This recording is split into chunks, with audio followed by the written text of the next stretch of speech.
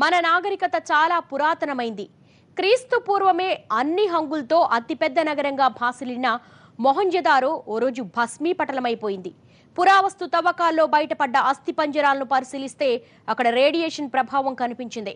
దక్షిణ పాకిస్తాన్లో జరిగిన ఈ భయంకర సంఘటన ఓ నాగరికతను రూపుమాపింది. మరి ఇంతకీ ఇది ఎలా జరిగింది? ఏలియన్స్ అణుబాంబును ప్రయోగించారా? ఇక విష్ణుమూర్తి వాహనం గరుడ పక్షి జననం ఎలా జరిగింది? Have a look. ఇది దక్షిణ పాకిస్తాన్ మొహంజదారో అతి పురాతన నగరం.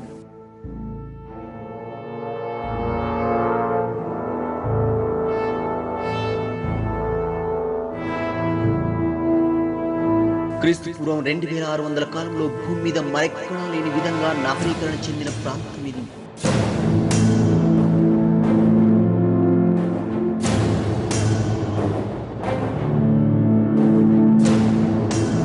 కానీ ఇక్కడ మరో ఆశ్చర్యకరమైన విషయం ఏమంటే 4000 సంవత్సరాల క్రితమే ఇక్కడ అణు విస్ఫోటనం జరిగింది.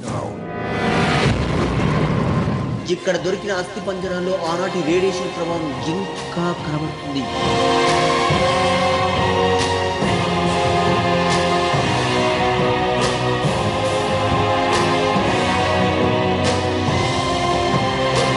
ఈ భారీ అణు విస్ఫోటన కారణం మహాభారతం. అందులో ఓ నగరం మసైపోతుంది. కొన్ని వేల మంది అగ్నికి ఆహుతైపోతారన్న విషయం రాస్తుంది.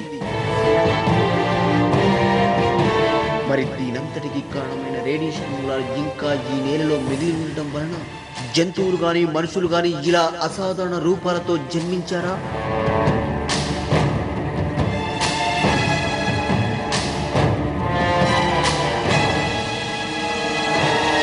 మహాభారతం ప్రకారం ఆ మహా విస్ఫోటనం అనంతరం ఓ భారీ పక్షి ఆకాశంలో సంచరించినట్లు రాస్తుంది. అదే గరుడ పక్షి అని జోనాథన్ యంగ్ చెప్తున్నాడు.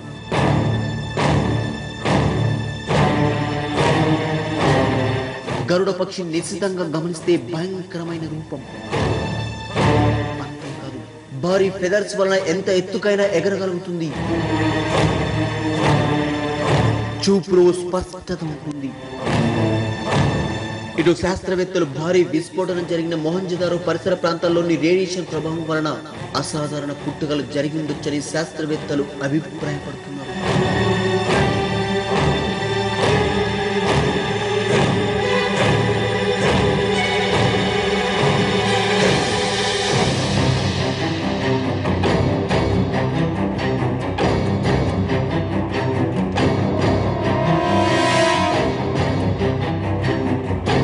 ఇదే నిజమైతే గరుడ పుట్టుక అక్కడే జరిగిందా?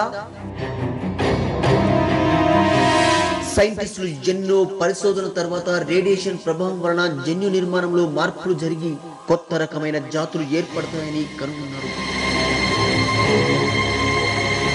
కానీ గరుడ దీనికి అతీతం.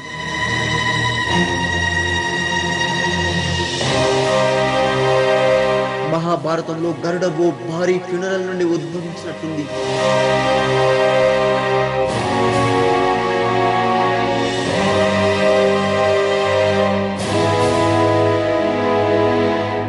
కానీ శాస్త్రవేత్తల ప్రకారం గరుడ పక్షి కాదు, ఓ మిషన్ లా కనబడుతున్నారు. భూమి నుండి చంద్రుని మీదకు, చంద్రుని నుండి భూమి అత్యంత వేగంతో తిరిగేది. పాములని ఆహారంగా తీసుకుంటుందని చెప్పే గరుడ నిర్మాణం చాలా సంక్లిష్టం. కానీ పూర్వీకులు గరుడని దేవుడిలా పూజించేవారు.